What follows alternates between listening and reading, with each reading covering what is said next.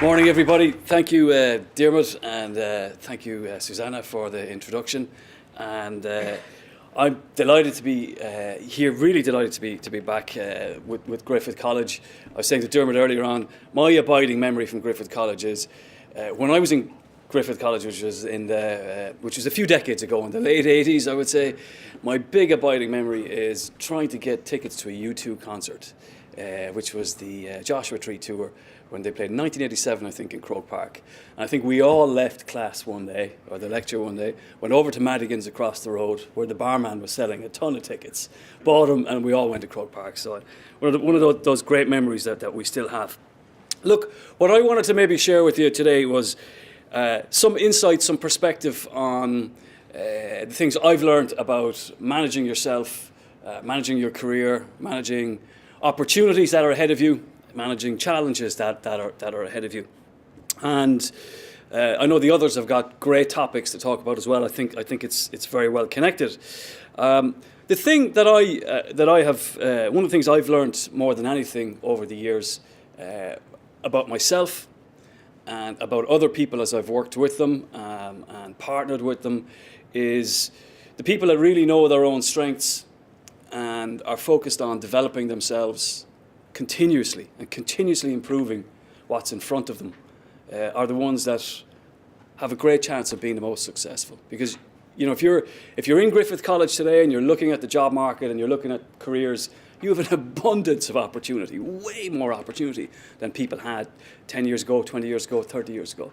If you're in employment today and you're in a career, you also have way more opportunity ahead of you than you probably think. And also, I think it's fair to say, right now we've people doing jobs that didn't exist 10 years ago, didn't exist 20 years ago, in big data, in analytics, for example.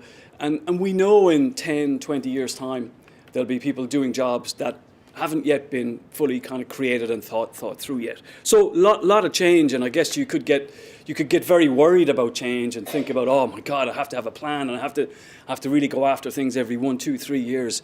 Whereas actually the thing, more than anything, I've learned, and a couple of stories to share, is about making sure that you get perspective on yourself and you do the things that are in front of you. Do the things that are in front of you right now in terms of improving yourself, and your chances will come.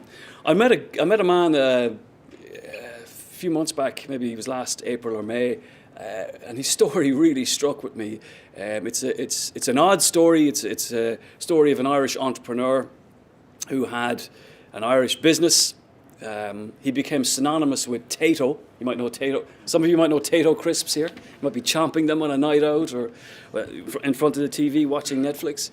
But the man is a guy called Ray Coyle, and Ray started as a farmer in the late 70s and was quite successful, actually. He was a potato farmer, and he had a contract supplying, like many farmers in the kind of northeast of Ireland, he had a contract supplying potatoes to Tato's, because obviously they're made from potatoes. And in 1981, he got a huge contract from Tato, which was much bigger than what he could supply from his land. So he went out and borrowed a massive sum of money in 1981. He borrowed £1.2 million, which I know these days you hear about trillions and billions and you think 1.2 million is not a lot, but actually it was a huge amount of money. And what he did was, and interest rates at the time would have been, 15, 16, 17%. So, if you didn't pay the loan back, it doubled every 5 years. So it was a serious time. And he went and he bought a lot of land. And on the strength of having this contract, and he had a loan of 1.2 million. And literally, very, very shortly after he had closed the deal with the bank and bought the land, Tato pulled the contract. Right? So he pulled a contract from a lot of farmers. Pulled it from him and others, and they were sourcing potatoes probably in Northern Ireland and the UK and elsewhere. So he was left with a piece of land which had agricultural value. This wasn't like development value land, back in the 80s, and he had a huge debt. And you can imagine the pressure on him, young family, all that kind of stuff.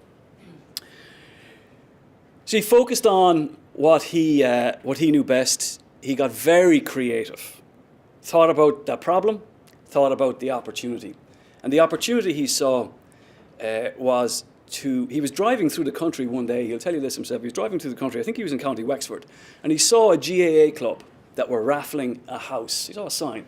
You know, everyone buys a ticket for a couple of £100, and you have the chance of winning a house. And the number of tickets was restricted. So he said, okay, that's what I'm going to do. And he went off, and he sold 4,000 tickets. He sold 300 tickets for £4,000 each. 1.2 million. So somebody had a chance of buying the land, or winning the land, for very little. And he got the money, paid off the bank, the land went to them. He still had some other land, and he moved actually to Northern Ireland and saw that the crisp market was growing there too.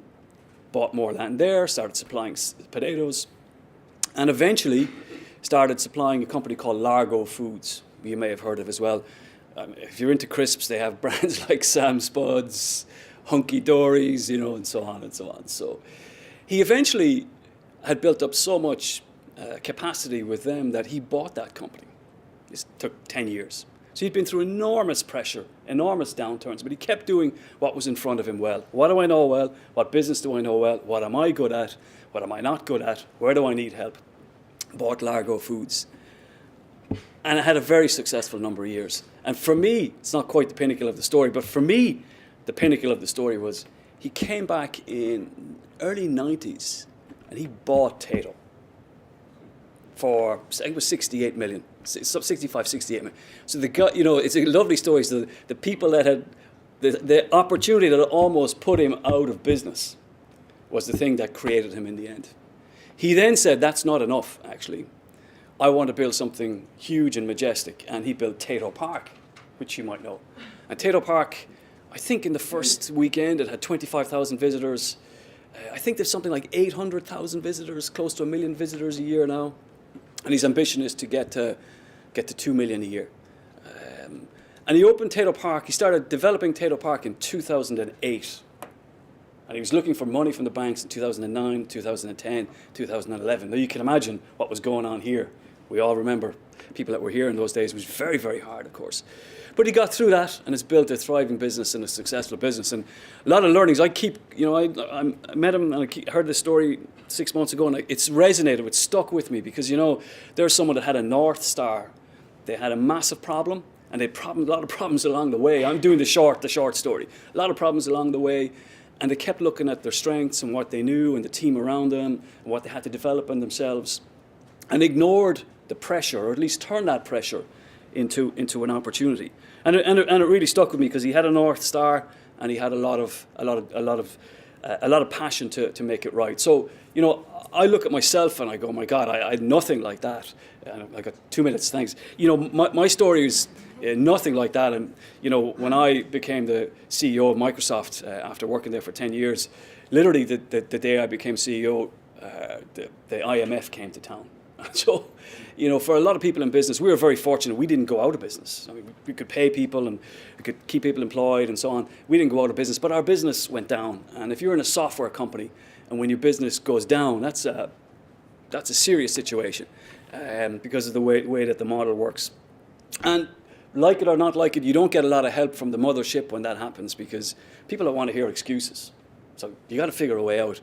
And it hit me personally quite hard. I mean, I struggled in the first 6 to 12 months. I really did. I didn't know what to do. I couldn't find a way out of this. And it took me personally a long time to work out that I had to turn this pressure situation into an opportunity for everybody. And it was hard because we had customers going out of business. We had customers who couldn't pay us anymore.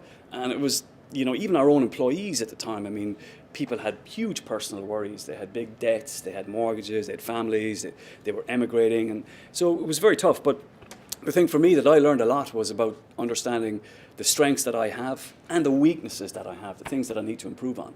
And for me, it was about, I got a lot of advice, actually. I got a coach at the time. I got somebody that was able to say, listen, I'm going to hold up a mirror to you. Here's the things that you're really good at, and here's the things that you better do something about or else they're going to hold you back. And so I've learned to focus more on both of those things than really focus on, God, the next job, the next thing. Because if you can get those things right, you'll be in a great situation.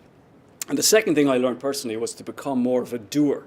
So actually doing what's in front of me right now, and the meeting I'm going to go to in the office when I'm in later on this morning, I want to do that. I want to prepare for that well, and I want to do it well, and you get a satisfaction from that, just from a small step, and that builds. So small steps, doing things well, getting satisfied, getting personally satisfied, alleviates a lot of the pressure that you're going to have in any business job that you have.